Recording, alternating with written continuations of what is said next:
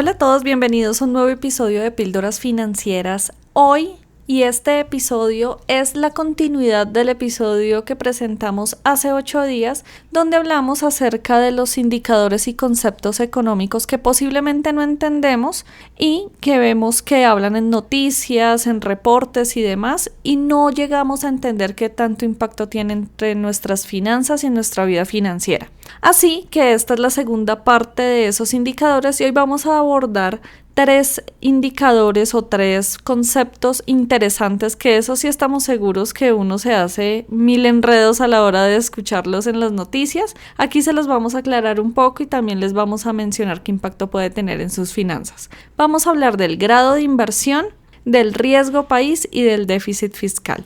Así que tenemos bastante tema para hablar de economía y esperamos que sea de toda utilidad para ustedes. Así que comencemos con el episodio.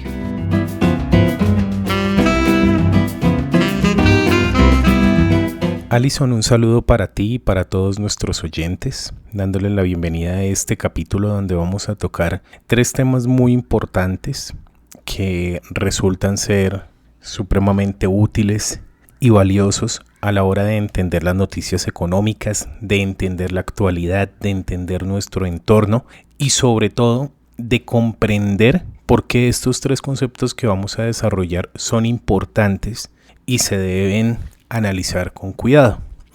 Vamos a comenzar entonces por el grado de inversión. El grado de inversión es antes que nada una calificación de riesgo crediticio. Ante eso, entonces, debemos desarrollar 3 cosas. Primero, ¿qué es una calificación de riesgo crediticio? ¿Quién la brinda? ¿Y qué hace que esa calificación sea más alta o sea más baja? El grado de inversión como calificación crediticia lo que indica es cuál es la probabilidad de que un país incumpla al momento de otorgársele un crédito. Y para evaluar qué tan alto o tan bajo es ese riesgo, se brinda un análisis de su situación macroeconómica, su situación política y su respectivo panorama. ¿Qué sucede con esta calificación? Esta calificación crediticia tiene que ver con los parámetros que otorgan 2 entidades. Una es Standard & Poor's, la otra es Moody's y también hay otra que es Fitch Ratings. Es decir, hay unas entidades que se encargan, así como hay entidades que se encargan de medir el riesgo crediticio de una persona, hay entidades que se encargan de medir el riesgo crediticio de una nación y brindan una calificación en la cual uno tiene de alguna manera una línea, es decir, uno alcanza el grado de inversión o no lo alcanza. Y cuando alcanza el grado de inversión, está dentro de una piscina donde ese grado de inversión puede ser mejor o puede ser peor. ¿Por qué es importante para un país tener grado de inversión? Porque eso hace que pueda, primero, lograr un acceso a crédito menos costoso, es decir, que las tasas internacionales no aumenten por la vía de considerarlo riesgoso.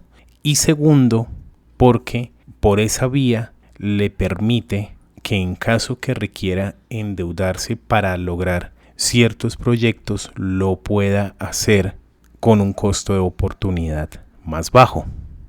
Hay otro tema bien importante cuando estamos hablando de cómo se perciben los países desde la economía y es el riesgo país.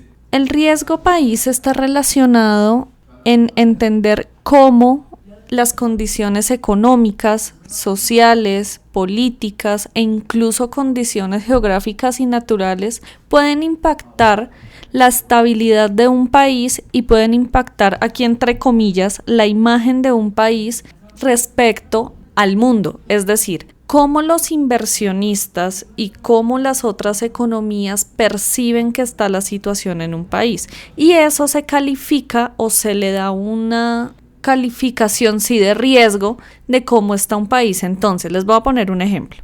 Países como Haití, como Venezuela, como algunos países de África que tienen ciertos inconvenientes y ciertos problemas de orden político, de orden económico, tienen un riesgo país más alto, es decir, son un poco más riesgosos que aquellos países que no tienen estas dificultades políticas o económicas. Por ejemplo, países en los que nosotros comúnmente conocemos que tienen una calidad de vida muy alta, no sé, los países nórdicos, Canadá, Japón.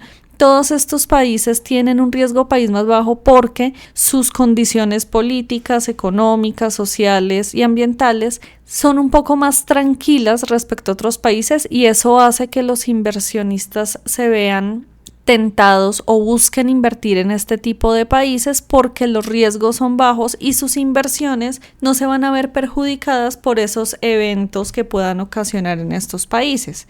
Es decir, que ciertas condiciones y ciertos impactos que se produzcan de orden social, político, económico, pueden impactar en cómo nos ven desde afuera y qué decisiones pueden tomar los inversionistas respecto a si somos interesantes o si somos seguros para invertir o no. Y todo eso que les acabo de mencionar se traslada en ese concepto que se llama riesgo país.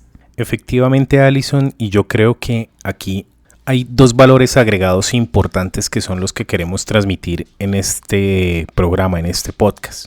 Primero, el de los conceptos como tal, tratar de explicar de una manera sencilla y clara qué es el riesgo país, qué es el grado de inversión, pero también hacer mención particular en algo que muchas veces no es tan fácil de explicar y de entender, y es cuál es la diferencia entre grado de inversión y riesgo país.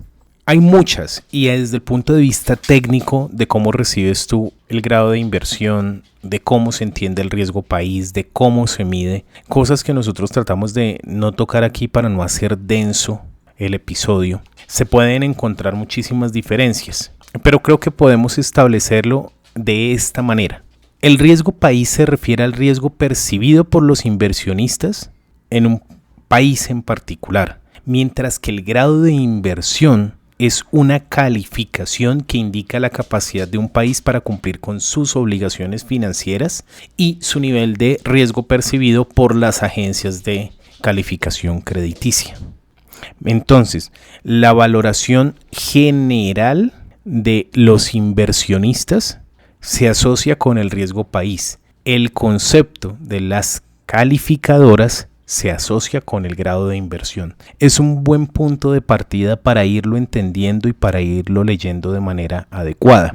Nuestro oyente puede inferir una cosa absolutamente cierta, y es que hay una relación directa entre estos dos conceptos frente a la situación socioeconómica de una nación. Y eso es verdad. Es decir, una nación con un buen comportamiento macroeconómico y una estabilidad sociopolítica usualmente tiene un grado de inversión que cada vez mejora, al mismo tiempo que tiene un riesgo país que cada vez mejora.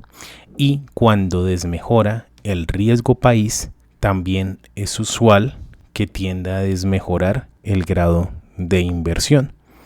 Y entre un grado de inversión óptimo y un buen riesgo país, y en la otra punta un riesgo país elevadísimo y un mal grado de inversión, o incluso perder el grado de inversión, que eso puede suceder, hay muchos matices y los países se mueven en una balanza entre un extremo y el otro. Pero efectivamente podemos asociar buenos grados de inversión con niveles saludables de riesgo país y niveles críticos de riesgo país con bajos niveles de inversión, de grado de inversión, o incluso con la pérdida del grado de inversión. Un tercer concepto que queremos dejar y que consideramos supremamente importante y relevante es el de déficit fiscal. Los gobiernos hacen dos cosas: recogen dinero y gastan dinero. Dentro de ese recoger dinero y gastar dinero, que en teoría económica lo vemos con una letra G, hay, como diría un ministro de Economía, una complejidad tremenda. es decir, eso que de manera lineal y simplificada indicamos como recoger dinero y gastar dinero, tiene unas complejidades bien importantes. En cuanto a recoger dinero, hay muchas fuentes, pero la más conocida y a la que más acuden los gobiernos son los impuestos. Junto con los impuestos vienen las contribuciones, vienen las rentas de empresas públicas, etc. Y por el otro lado está qué se hace con ese dinero, que básicamente es el gasto público. El gasto público tiene asociado un concepto muy importante que es el déficit fiscal. Y el déficit fiscal tiene que ver básicamente con qué tan endeudado está el Estado y cómo está haciendo uso de ese dinero. ¿Qué sucede? Uno podría pensar que la situación es más sencilla y que simplemente el gobierno debería no endeudarse, es decir, gastar poquito. Pero en especial en países como Latinoamérica, yo quisiera comentar a manera de ejemplo ilustrativo qué sucede, por ejemplo, en Colombia. En Colombia, para el año 1991 entra en vigencia, a partir del proceso de la constituyente, una nueva constitución política que ubica a los ciudadanos colombianos como sujetos de derechos, que tienen derechos, y dentro de esos derechos hay una cantidad de cosas que se deben suplir, salud y educación, entre muchas otras, por ejemplo. Para dar la garantía completa de esos derechos, los gobiernos tienen que aumentar su gasto público. Y es por eso que vemos cómo las cifras de gasto público en general para Colombia aumentan considerablemente a partir de ese momento. Y estoy segurísimo que eso sucede en muchos países de Latinoamérica y del mundo. ¿Qué es lo peligroso con eso? Para dar una definición de dos líneas, podemos decir que el déficit fiscal es la situación en la que el gobierno de un país gasta más dinero del que recibe. Es decir, el gasto público, la salida de dinero, es más grande que la entrada de dinero. Y entonces eso hace que para esa situación existan ciertos parámetros, como los parámetros de endeudamiento que podemos tener las personas, es decir, cuál es el cupo de mi tarjeta de crédito, qué tanto me voy a endeudar, qué tanto me voy a endeudar en relación con mi salario. Y supremamente importante, ¿para qué me voy a endeudar? ¿Me voy a endeudar para educación? ¿Me voy a endeudar para vivienda? ¿Me voy a endeudar para comprarme un carro?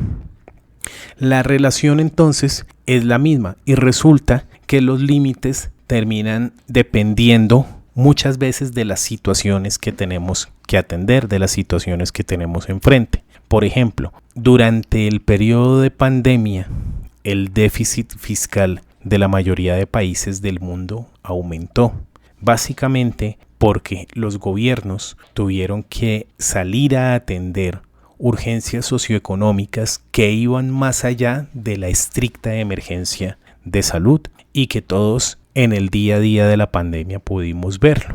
Emergencias relacionadas con el empleo, emergencias relacionadas con el abastecimiento de insumos. Por eso es que hay discusiones dentro del ejercicio político en las cuales los gobiernos salen a pedirle a los congresos que les permitan aumentar el déficit, es decir, que les permitan aumentar la posibilidad de endeudarse un poco más. Y allí, en contraposición, los congresos y los entes de control entran a revisar qué tan válida es la propuesta que se está haciendo en cuanto a la capacidad real de endeudamiento de corto y largo plazo que tienen los países, pero además también entran a revisar no solo si es válido, es decir, si es justificable lo que allí se está diciendo, sino si además, dentro de lo justificable que es, si también nos encontramos con que sea posible, con que sea viable, porque hay una cantidad de modelos y proyecciones económicas que nos ayudan a ver si es saludable que el país entré en sobreendeudamientos de corto, mediano y largo plazo, si esos sobreendeudamientos a nivel socioeconómico nos van a traer los réditos esperados y si no nos van a poner en situaciones delicadas a nivel de estabilidad presupuestal. Y dentro de esas situaciones delicadas, debemos indicar que un déficit fiscal mal manejado usualmente afecta tanto el riesgo país como el grado de inversión. Por eso es que es muy común que en las noticias veamos esos tres conceptos dentro de los mismos paquetes de información y veamos que esos tres conceptos se comentan y se dialogan de manera paralela y de manera simultánea.